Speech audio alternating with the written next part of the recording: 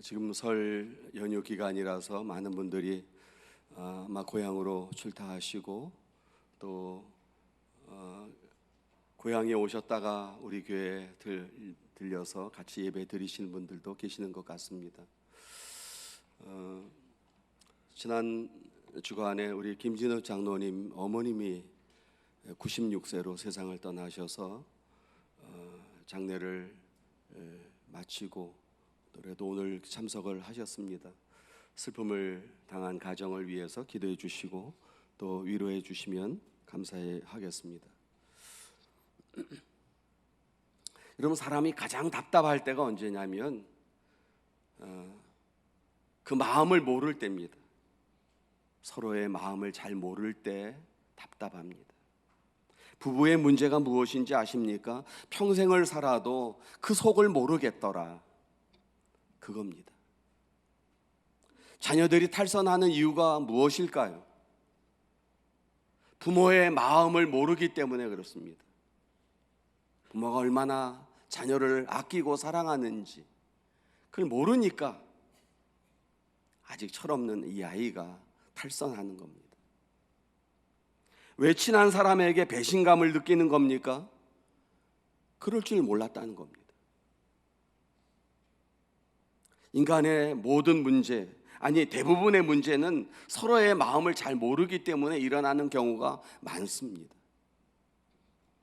그 중에서도 제일 모르는 것이 시어머니와 며느리의 마음입니다. 시어머니와 며느리의 마음. 어떤 사람이 이것을 갖다가 아주 이렇게 재미있게 써놔서 어떤 것은 참 공감이 가는 것도 있고 뭐 이런 것도 있구나 하는 생각을 해서 제가 여러분들에게 소개를 해드리려고 하는데, 시어머니와 며느리의 거짓말 베스트 5입니다. 먼저 며느리가 시어머니에게 하는 거짓말 베스트 5. 첫 번째가 뭐냐면, 어머니 벌써 가시게요? 며칠 더 쉬었다 가세요. 그게 1위랍니다. 그런 소리 또 많이 듣고 오신 분들도 계실지 몰라요. 두 번째가, 어머니 용돈을 적게 드려서 죄송해요. 다음엔 더 많이 드릴게요. 3위가, 어머니가 한 음식이 제일 맛있어요. 그게 3위랍니다. 젊은 아이들이 어머니의 음식이 잘 안 맞을 때가 많죠. 그런데 이제 그렇게 한다는 겁니다. 4위가, 어머니 전화 드렸는데 안 계시더라고요. 전화 언제 했는지 잘 모르는데 하여튼 했다고 얘기를 하는 거지. 5위가 뭐냐면, 어머니 저도 어머니 같은 시어머니 될래요. 그게 5위랍니다. 공감이 가십니까? 그러면 시어머니가 며느리에게 하는 거짓말도 있는데 베스트 5 첫 번째가 뭐냐면, 아가 난 너를 딸처럼 생각한단다. 그게 1위랍니다. 저도 딸처럼 생각하는데 그게 또 1위가 있는 모양입니다. 두 번째는, 생일상은 뭘 그냥 대충 먹으면 돼. 그게 2위랍니다. 3위는 아이고 내가 얼른 죽어야지. 그게 3위랍니다. 4위가 내가 며느리 때는 그보다 더한 것도 했다. 그게 4위랍니다. 그리고 5위는 들어가 일찍 자라. 내일 아침은 내가 할게. 그게 5위랍니다. 다 좋은 얘기인데 문제는 뭐냐면 그게 겉으로 말하는 말과 속마음이 다르다는 것이죠. 진심이 따로 있다는 거거든요. 앞으로 좀 과학이 더 발달해가지고 이런 것도 나왔으면 좋겠습니다. 내가 얘기할 때 거짓말이면 이마에 거짓말 불이 탁 켜지게. 그러면 거짓말 못할 것 같아요. 진심 이렇게 이마에 말이죠 탁 써서 이렇게 나타나면 좋겠어요. 내가 얘기할 때 내가 진심으로 얘기했다 그러면 진심, 아니면 거짓말 다 이렇게 나왔으면 좋겠다 그런 생각을 합니다. 사람이 사람의 마음을 알아도 좋겠지만은 하나님의 마음을 알면 얼마나 좋겠습니까? 하나님의 마음이 무엇일까? 하나님의 속마음은 그가 하시는 말씀과 같을까 다를까? 만약 하나님의 속마음을 안다면 우리가 우리에게 어떤 일이 일어날까요? 저는 오늘 이 말씀을 통해서 여러분들에게 하나님의 속마음을 전해드리려고 합니다. 오늘 말씀의 내용은 이것입니다. 어떤 사람이 자기 집에서 잔치를 베풀었습니다. 그런데 그 잔치를 베푸는데 그 사람이 잔치를 베푸는 사람이 어떤 사람인지 또 무슨 이유 때문에 잔치를 했는지 그거에 대해서는 여기서 얘기하고 있지 않습니다. 아마도 좋은 일이었고 큰 잔치라고 하는 거 보니까 보통 일이 아닌 것은 틀림이 없습니다. 그런데 많은 사람을 초청했는데 그가 초청한 사람들 가운데에는 밭을 산 사람도 있었고 소를 산 사람도 있었고 그리고 장가간 사람도 있었다는 것입니다. 그 외에도 더 많은 사람들이 있었겠지요. 그렇지만 이들만 특별히 기록한 것을 볼 때 그것은 이 사람들이 주인의 초청을 거절했기 때문에 그렇습니다. 그 이유는 그 주인의 호의를 그들이 받아들이지 못한 것이죠. 그래서 주인이 화가 났습니다. 그래가지고 종에게 외쳤습니다. 빨리 거리에 나가서 가난한 자들 그리고 몸 불편한 사람들, 맹인들, 저는 사람들 데리고 와라. 그리고 내 집을 채워라. 그리고 나서 한 번 청했다가 안 온 사람은 더 이상 내 잔치에 들어오지 못하게 하라. 그렇게 얘기합니다. 한 번 청했다가 안 온다고 한 사람 다시는 내 잔치에 들어오지 못하게 하라. 그런 겁니다. 이것을 잔치의 비유라고 하는데요, 이 비유를 읽으면서 우리가 느끼는 또 우리가 생각하는 주인의 두 가지 모습을 보게 됩니다. 하나는 그 잔치에 누구나 할 것 없이 다 이렇게 오라고 부르시는 마음씨 좋은 넓은 그런 동네 아저씨, 동네 마음씨 좋은 할아버지와 같은 그런 모습이 있는가 하면, 또 한 모습은 아주 거기에 참여하지 않는 사람들을 저주하고 다시는 그 사람들이 내 집에 들어오지 못하게 하라, 이렇게 아주 단호하게 말씀하시는 무서운 모습이 두 가지가 이렇게 딱 보이는 거죠. 여러분, 이 모습을 보면서 어떤 생각을 하십니까? 아니 그래, 한번 초청을 했는데 이유가 있어서 못 간다고 하면 그런가 보다, 그럼 다음에 꼭 오세요, 뭐 그렇게 하든지, 아니면 또 보내서 그래도 오셔야 되겠습니다, 이렇게 다시 초청을 하든지 초청을 뭐 하든지 그러면 좋을 텐데 그 한번 그걸 안 한다고 딱 자르냐, 뭐 그런 생각. 이 사람들이 다 자기 사정이 있어가지고 그렇게 못 온다고 했는데 그걸 다 포기하고 꼭 와야만 된다는 말이냐? 뭐 그런 생각을 하는 거지. 근데 오늘 이 말씀 속에서 우리는 하나님이 어떤 분이신가 하는 것을 우리에게 알려주시는 거지. 누가요? 예수님이. 여러분, 오늘 우리가 하나님을 섬기면서 정말 우리가 하나님을 얼마나 알고 있냐 하는 거예요. 하나님의 마음을 얼마나 알고 있습니까, 여러분? 하나님이 어떤 분이십니까? 우리가 하나님을 제대로 알지 못하기 때문에 하나님을 바로 섬기질 못하는 거예요. 엉뚱한 일을 하는 거예요. 그래서 구약의 선지자인 호세아는 우리가 여호와를 알자, 힘써 여호와를 알자, 그렇게 말씀하는 거예요. 여러분, 저는 여러분들이 믿음의 생활을 하시면서 점점 하나님을 더 알아가게 되시기를 주님의 이름으로 축원합니다. 부모의 마음을 점점 깨달아가는 자식이 철이 드는 것처럼 하나님의 마음을 좀 더 알아가는, 그래서 여러분들의 믿음과 신앙이 더 이렇게 성숙되고 자라나는 그런 분들이 되시기를 바랍니다. 그런데 오늘 여기에 주인이 초청했지만 응하지 못했던 세 종류의 사람이 있는데, 첫째는 밭을 간 사람입니다. 이 밭은 우리의 일터를 말합니다. 밭이라는 건 일터죠. 거기에서 일을 하면 소득이 나오는 것이죠. 오늘로 얘기하면 우리의 직장이라고 할 수 있습니다. 직장에 나가서 일을 하면 소득이 생기는 것이고 또 그거 가지고 있어야 우리가 먹고 살 수가 있는 것이죠.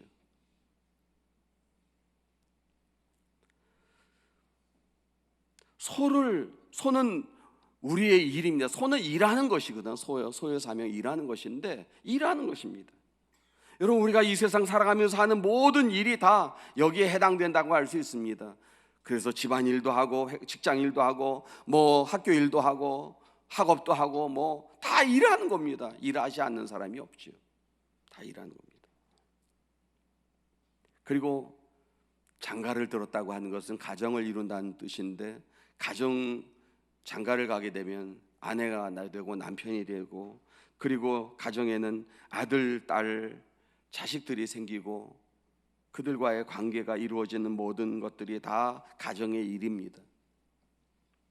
그러니까 이 세 가지의 삶은 우리의 삶과 뗄래야 뗄 수 없는 밀접한 관계를 가지고 있습니다. 여기에 물질이라든가 일이라든가 가정은 우리가 살아가기 위해서 꼭 필요한 것이라 그렇게 말씀드릴 수 있습니다. 여러분, 그런데 이들이 초청했는데 응하지 않았다는 거잖아요. 오늘 18절 말씀을 다시 보니까 다 일치하게 사양하여 한 사람은 이르되 나는 밭을 샀으니 아무래도 나가 보아야 하겠으니 원컨대 나를 양해하도록 하라. 그 다음 소를 산 사람은 소를 시험하러 간다고 그러고, 또 장가 간 사람은 또 아내에게 간다고 갔습니다. 다 핑계 대면서 오지 않았습니다. 여러분, 핑계 없는 사람이 있습니까? 없습니까? 없습니다. 다 핑계가 있습니다. 그러면 우리가 이런 생각을 할 수 있습니다. 하나님이 부르시면, 하나님이 부르실 때 우리는 그 모든 일을 다 중단하고 하나님께 나가야 되나 하는 거예요. 하나님이 부르면 모든 사람들이 베드로처럼 배와 그물을 버려두고 하나님께 나가야 합니까? 어렵게 합격한 그 공무원은 사표 쓰고 힘들게 들어간 그 좋은 회사, 삼성, 현대 이런 회사 다 대기업 그만두고 하나님께 나가야 합니까? 우리가 교회 생활하면서도 실제로 하는 질문들이, 떠오르는 질문들이 이런 질문이죠. 문득 내가 교회에서 집사고 권사고 장로고 여전도회 회장이고 남전도회 임원이고, 그런데 그러면 나는 모든 일 그만두고 교회에만 나와야 하는가? 지금 할 일이 태산 같은데 직분을 받았다고 교회에만 있어야 하는가 하는 겁니다. 여러분, 우리가 세상 일 다 그만두고 교회에만 살아야 한다고 하면 하나님은 우리의 사는 삶에는 아무런 관심도 없는 하나님이신 겁니다. 너희가 세상에서 무엇을 먹든지 어떻게 살든지 나는 관심이 없다, 그런 말 아닙니까? 그게 정말 하나님의 마음일까요? 그게 하나님의 마음이라면 정말 곤란합니다. 하지만 그건 하나님의 속마음이 아닙니다. 저는 여러분들에게 분명히 말씀드립니다. 그건 하나님이 마음이 아닙니다. 하나님은 우리를 늘 교회에만 가두어 두시는 분이 아니십니다. 밭이든 소든 가정이든 다 팽개치고 교회에만 오라는 하나님은 저는 믿지 않습니다. 하나님이 원하시는 것은 무엇일까? 우리의 행복입니다. 예레미야 29장 11절 말씀을 여러분들에게 보여드립니다. 예레미야 29장 11절 같이 한번 읽어볼까요? 여호와의 말씀이니라. 너희를 향한 나의 생각은 내가 아나니 평안이요 재앙이 아니니라. 너희에게 미래와 희망을 주는 것입니다. 너희를 향한 나의 생각은 평안입니다. 행복입니다. 미래의 희망을 주는 것이다. 신명기 10장 13절 말씀을 볼까요? 같이 한번 읽어봅니다. 시작. 내가 오늘 네 행복을 위하여 네게 명하는 여호와의 명령과 규례를 지킬 것이 아니냐. 하나님이 내가 오늘 네 행복을 위해서 이 계명을 지키라고 말씀하는 게 아니냐. 하나님은 우리의 행복을 원하십니다. 여러분 믿습니까? 하나님은 우리의 행복을 원하십니다. 하나님의 원하시는 그 행복을 원하시는 분이 우리의 일, 우리의 사업, 우리의 생계, 우리의 가정, 우리의 현실에 무관심한 분이 절대 아니십니다. 왜요? 우리가 행복하기를 원하시기 때문에.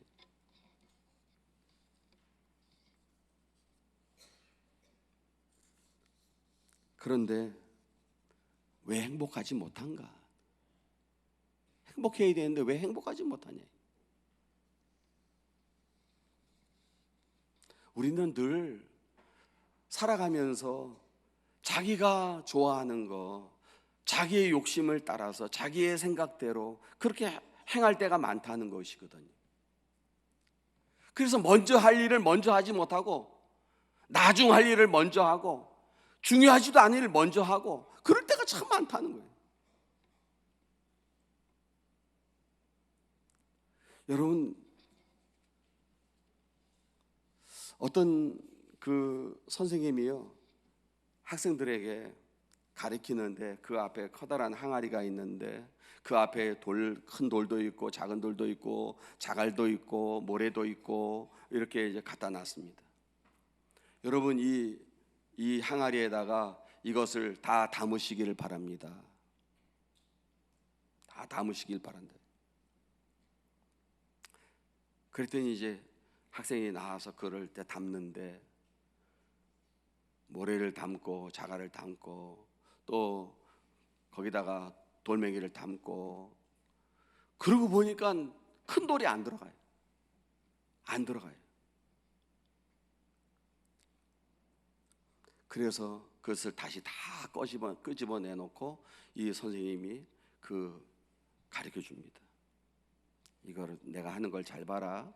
그렇게 하고 큰 항아리에다가 커다란 돌을 먼저 집어넣고, 그 다음에 작은 돌을 집어넣고, 그 다음에 무슨 자갈을 집어넣고, 그리고 나서 모래를 집어넣으니까 다 찬 것 같은데 모래가 그 빈 구멍으로 솔솔솔솔 들어가는 거예요.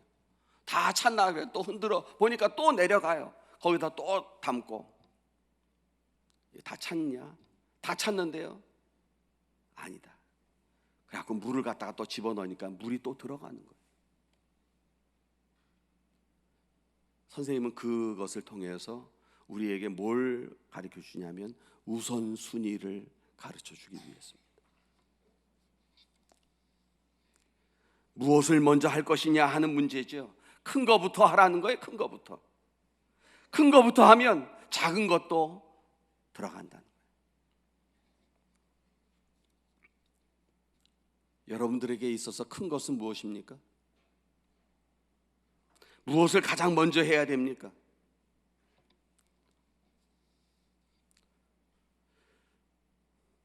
어떤 세미나에 그 강사가 우선순위에 대해서 이렇게 훈련시키는 걸 봤는데, 먼저 이렇게 하루에 할 일을 다 쓰게 합니다. 1번 뭐 이렇게 쓰게 합니다. 다 자기가 해야 될 일을 다 쓰게 합니다. 뭐 여러 가지를 쭉 쓰는데, 그리고 두 번째는 그 중요한 것을 따라서 번호를 매기십시오. 그래, 번호를 매기는데 중요하다고 생각되는 1번, 그 다음이 2번, 그 다음에 3번 쭉 이렇게 해서 줄 썼습니다. 그리고 나서 세 번째로 이 선생님이 가르쳐 주는 건 그것입니다. 제일 중요하지 않은 것부터 지우시기 바랍니다. 하나씩 지웁니다. 제일 중요하지 않은 것부터 하나씩 지우는데 점점 지워지니까 중요한 것이 딱 남더라는 거예요.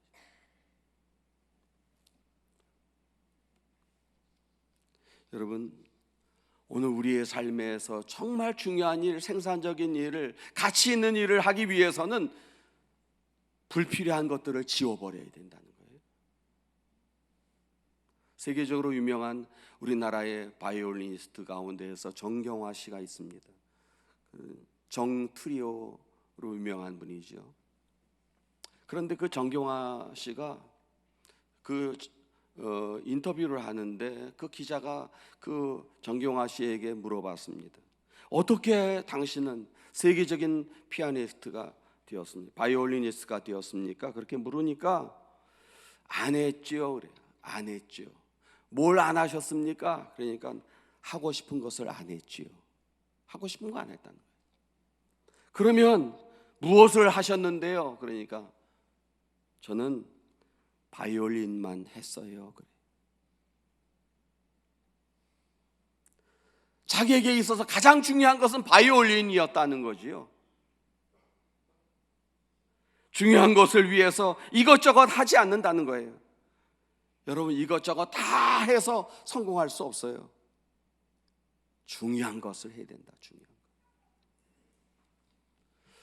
올해 2020년 시작하면서 여러분들이 올 한 해 여러분들의 삶이 정말 복되고 의미가 있고 성공적인 그런 인생을 살아가기를 원하는데, 여러분들이 그렇게 살려면 어떻게 해야 되는가?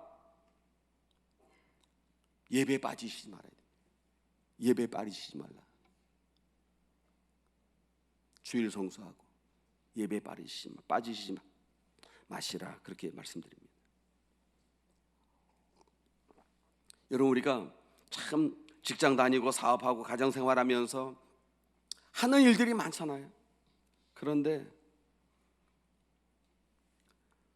그래서 나는 예배에 바빠서 못 오겠다. 바빠서 너무 할 일이 많아서. 그런데요, 살펴보라는 거예요. 살펴봐요. 다른 너무 우리의 일 가운데에서 허접한 일들, 해도 그만 안 해도 그만, 있어도 그만 없어도 그만, 그런 것들은 다 지워버려야 돼요. 지워버려야 돼요. 그래야 하나님을 바로 섬길 수 있다 하는 겁니다. 한국인들이 하루 평균 3시간, 4시간 TV를 본다고 그래요. 젊은이들은 하루 몇 시간씩 인터넷을 하고 휴대폰을 가지고 카카오톡을 하고 뭐 페이스북 하고 온갖 것들을 다 합니다. 많은 사람들이 친구를 다 만납니다. 온갖 모임에 다 나갑니다. 하고 싶은 일 다 합니다. 그러니까 예배 드릴 시간이 없는 거예요. 여러분, 가지를 쳐야 됩니다. 한 가지를 없애야 또 한 가지를 얻을 수 있어요.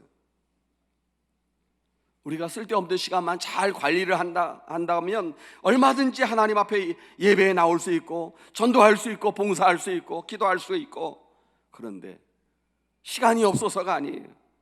시간을 잘못 써서 그럴 때가 허다한 거예요. 하나님의 속마음이 뭐예요? 아무것도 하지 말고 교회만 나오라는 게 아니에요. 일을 하되 우선순위에 따라서 일하는, 우선순위에 따라서.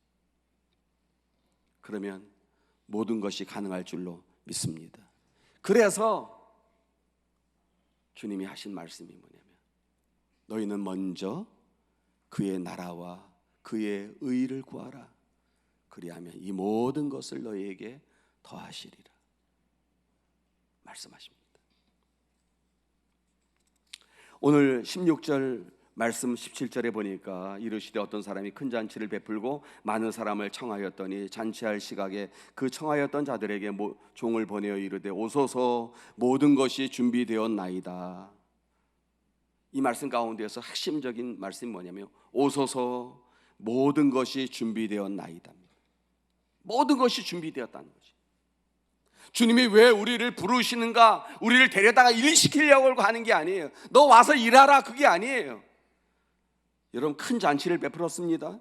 주인이 그저 초청을 받은 손님들은 그저 오기만 하면 되는 것입니다. 와서 무엇합니까? 먹고 마시고 즐기는 겁니다. 다른 할 일이 없습니다. 주인이 우리를 부른 것은 우리에게 일을 시키기 위해서 부르는 게 아니에요. 나와 함께 먹고 마시고 즐거워하자. 그래서 행복하기를 원하시는 거예요. 믿습니까? 그게 하나님 아버지의 마음입니다. 그런데 우리는 그것도 알지 못하고 교회 나가서 뭐 일해야 되고 뭐 이것도 해야 되고 저것도 해야 되고, 그래서 자꾸 이 핑계 저 핑계 대면서 다 안 하려고 그러는 거예요. 다 안 오는 거예요. 독일의 유명한 철학자 가운데 니체라고 하는 사람이 있었는데, 그는 하나님은 죽었다, 하나님은 없다, 그런 사람이에요. 철학자입니다. 근데 그가 목사의 아들이었던 거 아십니까? 그의 아버지도 목사님이었고 그의 외할아버지도 목사님이셨어요. 그는 전형적인 독일의 경건주의 신앙 가정에서 태어났고 자라났어요. 그런데 그 경건한 그의 가정 신앙생활도 그가 교회를 떠나는 것을 막아주지 못했어요. 마지막에는 신은 죽었다 그렇게 하고 선포하고 하나님까지 떠나고 말았습니다. 무엇이 그로 하여금 교회를 떠나게 했을까요? 그가 훗날 쓴 짜라투스트라는 이렇게 말했다고 하는 그의 책 가운데에서 그가 이렇게 얘기합니다. 나는 춤출 줄 아는 신만 믿는다. 춤출 줄 아는 신만 믿는다. 여기서 춤이라고 하는 것은 무엇을 얘기하냐면 기쁨, 행복, 잔치 뭐 그런 뜻입니다. 니체의 가정에는 하나님에 대한 논리 정연한 신학도 있고 또 예배도 있고 주님을 위하여서 봉사하는 봉사도 있고 헌신도 있고 그래서 다 있었습니다. 근데 즐거움이 없었습니다. 그래서 니체는 행복하지 않은 그 신앙생활을 하고 있는 부모의 신앙을 통해서 이 종교가 우리를 딱 얽매여 놓는구나. 그래서 신은 죽었다 그런 거예요. 저는 여러분들에게 물어봅니다. 여러분들의 신앙은 의무입니까? 행복입니까? 교회 일꾼으로 부르심을 받은 여러분들에게 여러분들의 일이라고 하는 것은 의무입니까? 행복입니까? 여러분과 하나님과의 관계는 노동입니까? 아니면 잔치입니까? 여러분 오늘 교회에 나와서 이렇게 예배 드리는데 여러분들 좀 명절에는 이런 때 좀 예배 좀 쉬면 안 되나?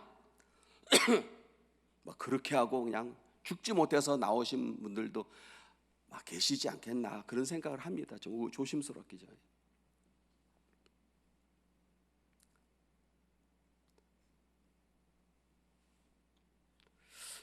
독일의 독재자였던 히틀러도 소년 시절에 그가 수도원에서 기도하는 소년이었습니다.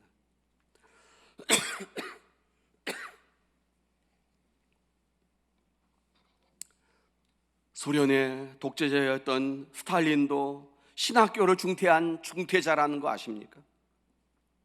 하나님을 몰라서 독재자가 되고 하나님을 몰라서 폭군이 된 거 아닙니다. 그 하나님이 어떤 하나님인지를 몰랐기 때문에 그 하나님이 기쁨의 하나님이요 잔치의 하나님이라는 걸 몰랐기 때문에 그랬습니다. 그래서 열심히 있고 충성이 있고 그랬지만 행복하지는 않았다는 거예요.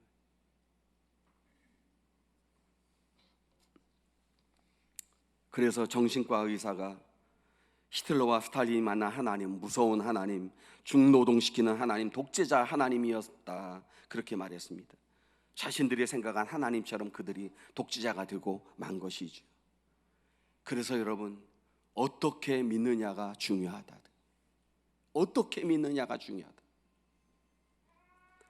우리는 예수님을 보고 하나님을 믿지만은 안 믿는 사람들은 우리를 보고 믿는 우리들을 보고 하나님을 믿습니다.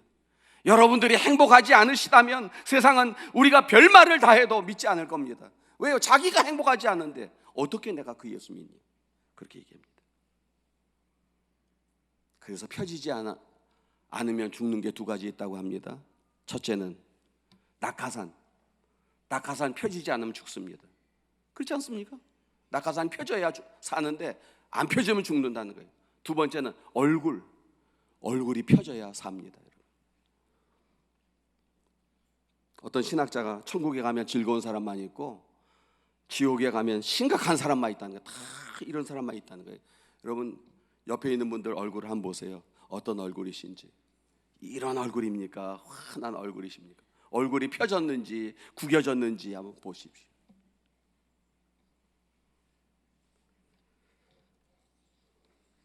여러분 주님께서 지금 말씀하시는 게 뭐예요? 나는 지금 한참 일해야 되는 사람들을 잔치에 부른 것은 그 일이 필요 없다는 말이 아니에요. 하나님을 믿는 것은 잔치에 참여하는 것과 같은데 이러한 일만 하지 말고 제발 너희가 행복해야 돼. 우리는 행복하기 위해서 일한다고 생각합니다. 근데 그 일에 매여 갖고요 죽어 해요. 아이고 또 이거 또 여러분 이제 명절 끝나면 또 직장 나갈게요. 끔찍하지요? 예.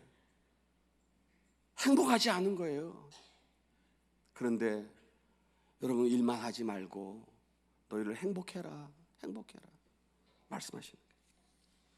그게 하나님의 속마음이에요. 사랑하는 성도 여러분, 하나님은 오늘 저와 여러분들이 행복하기를 원하신다는 거예요.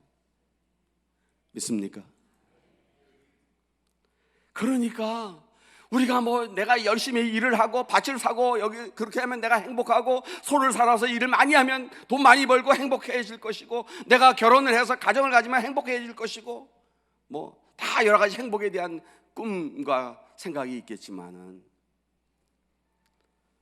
주님께서 오라고 하시는 것보다는 여러분 그것이 먼저가 아니라는 거예요. 먼저가. 하나님은 오늘도 우리를 잔치에 부르십니다.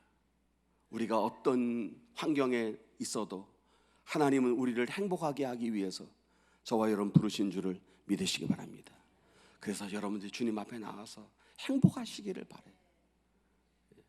여러분들이 행복하지 못하다면, 여러분들이 어떤 얘기를 해도 여러분 자녀들이요 예수 안 믿게 돼요. 예수 믿는 부모님을 행복함을 보여주지 않으면 이 자녀들이 주님을 떠나요. 그리고 여러분들이 무슨 말을 해도 옆에 있는 사람들이 여러분을 따라서 예수 믿고 주님께로 오지 않을 겁니다. 사랑하는 성도 여러분, 돈이 문제가 아니에요. 일이 우선이 아니에요. 그게 아니에요. 주님은 우리에게 오라고 말씀하시는 거예요. 그런데 우리는 이 핑계 저 핑계 대면서 안 오잖아요. 그러니까 주님이 화가 나는 거예요.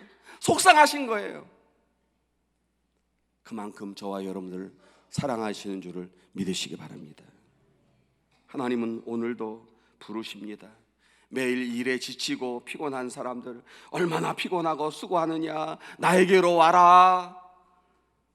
와서 일을 그치고 발쭉 뻗고 쉬어라. 하루하루 먹고 살기 위해서 동분서주하는 사람들, 나에게 와라. 돈 없이 값 없이 와서 포도주와 젖을 사라. 내가 너희를 회복시키시리라. 언제부턴가 웃음을 잃고 누워서 사는 사람들, 병들어 침대에 누워있는 사람들, 나는 치료하는 하나님이 내가 너희를 치료하마. 마음이 무겁고 힘들게 사는 사람들, 나에게 와라. 내가 내 상한 심령을 고치리라. 일 때문에 속상해하고 일이 안 돼서 힘들어하는 사람들, 나에게 와라. 일을 그치고 와서 나와 함께 잔치하자. 나와 함께 먹고 마시고 즐기자. 주님이 우리에게 말씀하시는 거예요. 사랑하는 성도 여러분, 이 초청에 응답하시고 언제나 주님께로 가면 문제가 해결되고 거기에 정답이 있고 하나님께서 주시는 피할 길을 열어주시고 우리를 행복하게 하신다는 것을 기억하시고 언제나 그 하나님의 속마음을 알아서 그 초청에 응하시는 여러분 되시기를 주님의 이름으로 축원합니다. 기도하겠습니다.